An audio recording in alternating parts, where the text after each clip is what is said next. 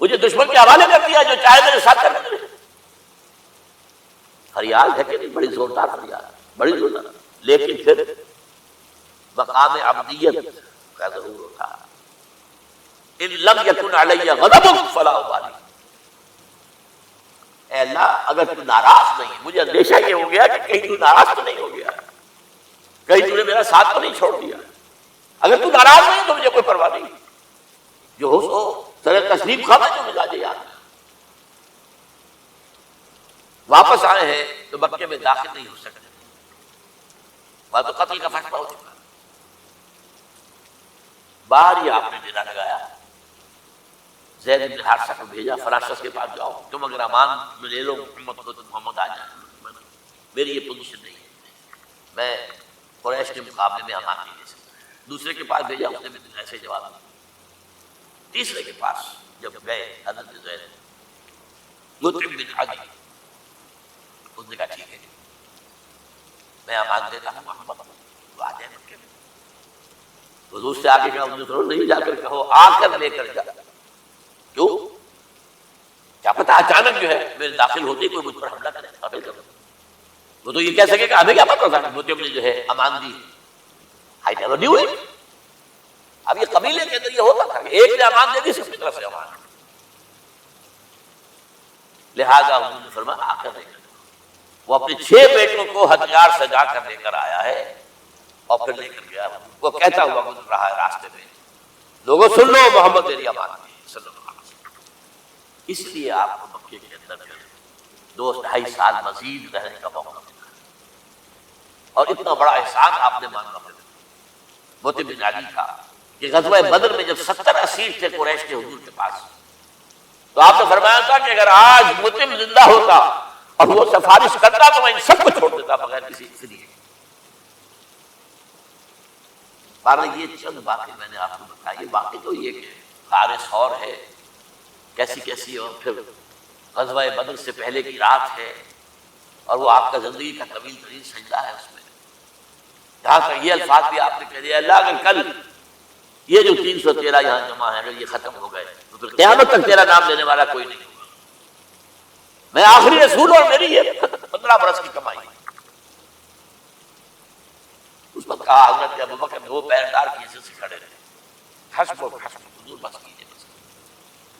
بہرحال بدر ہے، احد ہے، زخمی ہے، دندان مبارک شہید ہوئی، خون اتنا بہا ہے کہ بے ہوش ہو گئے، اور خبر ہو گئی ہے کہ آپ شہید ہو گئے۔ یہ سب کچھ ہے، اور سب سے بڑھ کر حمزہ کی لاش سامنے آئی۔ کیسی لاش؟ ناک کٹی ہوئی ہے، کان کٹے ہوئے ہیں،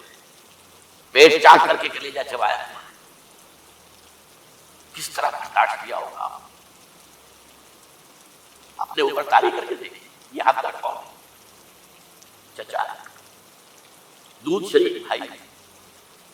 خالہ کا بھائی، ساتھ کا کھلا ہوا ہمجولی، اور اس کی لاش جو قلب اطہر پر بیت رہی تھی وہ مدینے میں آ کر ایک ماحول بدلا ہوا تھا، وہ بات سامنے آ گئی۔ جب آپ مدینے واپس تشریف لائے ہیں تو ظاہر بات ہے کہ زیادہ انصار کے لوگ تھے جو شہید ہوئے۔ بدر میں مہاجرین جو مرحلے 4 تھے نمبر کے اندر، 3 تھے انصاری، اسی طریقے سے عہد کے اندر بابا، تو مختلف گھروں سے عورتوں کے بین کرنے کی آوازیں آ رہی تھی،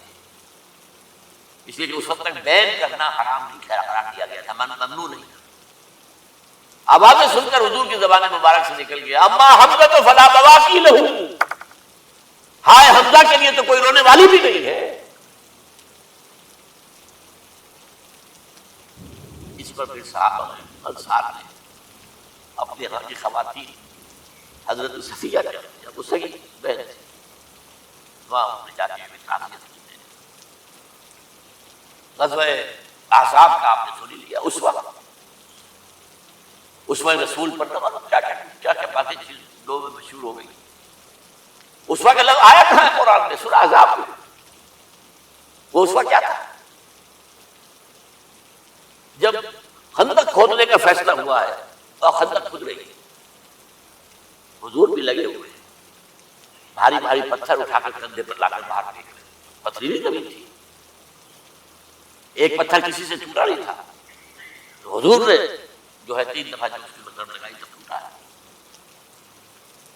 لیکن یہ کہ کئی دن کے فاقے ہو چکے تھے، کھانے میں کچھ نہیں، پورا محاصرہ تھا، 12,000 کا لشکر گھیرے ہوئے، یہاں تک کہ آپ کو معلوم ہے کہ گھروں کے اندر بیت الخلا تو نہیں ہوتے، باہر جاتے تھے قضاء، اس کا کوئی امکان نہیں، شدید ترین آزمائش جو ہوئی ہے اس کا نتیجہ ایک طرف یہ نکلا کہ منافقین کا نفاق ان کی زبانوں پر آ گیا۔ قرآن مجید میں ہے یہ انہی آیات، ما وعدنا اللہ ورسولہ الا غرورا، ہمیں تو اللہ اور اس کے رسول نے دھوکہ دے کے مروا دیا، ہم سے کہا تھا کہ کیسر و کسریٰ کے خزانے تمہارے قدموں میں آئیں گے، اور حال یہ ہے کہ ہم رفع حاجت کے لیے باہر نہیں جا سکتے، کھانے کو کچھ نہیں۔ اس وقت کچھ صحابہ آئے حضور صلی اللہ علیہ وسلم سے، دیکھیے فاقے سے کپڑ ڈھوری ہوئی جا رہی ہے، ہم نے اپنے پیٹوں پر پتھر باندھا، چادروں کے ساتھ پتھروں کو کسا ہوا تاکہ کمر بنے، حضور نے اپنا کرتا مبارک اٹھا کر دکھایا، 2 پتھر، یہ ہے اسوہ، یہ ہے آپ کی سنت، آپ کا اسوہ حسنہ، لیکن اس اسوہ حسنہ سے فائدہ کون اٹھا سکتا ہے؟ لقد كان لكم في رسول الله اسوة حسنة لمن كان يرجو الله واليوم الآخر وذكر الله كثيرا، اسوہ تو اپنی جگہ ہے، قرآن میں ہدایت سب کے لیے، ہدی للناس، لیکن فائدہ اٹھائیں گے صرف متقین، ہدی للمتقین ہے، سب کے لیے اسوہ سب کے لیے ہے، لیکن استفادہ وہی کر سکے گا جو 3 شرطیں پوری کرے، اللہ اور یوم آخر پر ایمان اور اللہ کا ذکر کثرت۔ بہرحال یہ میں نے آپ کے سامنے اس حوالے سے رکھا ہے، یہ اسوہ جو ہے حضور کا، یہ ہم پر اتمام حجت ہے، دیکھیے نوٹ کیجیے، پوری نوع انسانی پر اتمام حجت، اسلام کا نظام عدل اجتماعی جو قائم کر کے دکھا دیا، حجت قائم، اسے انگریزی میں کہتے ہیں ڈویبل، کیا جا سکتا ہے، یہ کام ہو سکتا ہے، اس لیے کہ زمین پر قدم بہ قدم چل کر یہ انقلاب آیا، محنت سے آیا، مشقت سے آیا، ایثار سے آیا، قربانیوں سے آیا، تکلیفیں جھیل کر آیا، صبر و مصابرت سے آیا، استقامت و مقاومت سے آیا، یہاں پر معجزوں کی کار فرمائی نہ ہونے کے برابر ہے، یہاں دھوپ سے بچانے کے لیے کوئی اللہ نے صاحبان نہیں دیا، صلی اللہ علیہ الغمام، اور بھوک سے بچانے کے لیے من و سلوہ نازل نہیں ہوئے، غزوہ تبوک میں ایسا بھی ہوا ہے کہ 3 مجاہدین کا 24 گھنٹے کا راشن ایک کھجور، ایک نے منہ میں رکھی، کچھ چوس لی، کچھ گلوکوز چلا گیا اس میں سے، دوسرے کو دے دی، اس نے چوس لی بھی تیسرے کو، من و سلوہ نہیں، محنت، مشقت، ایثار، قربانی، صبر، مصابرت،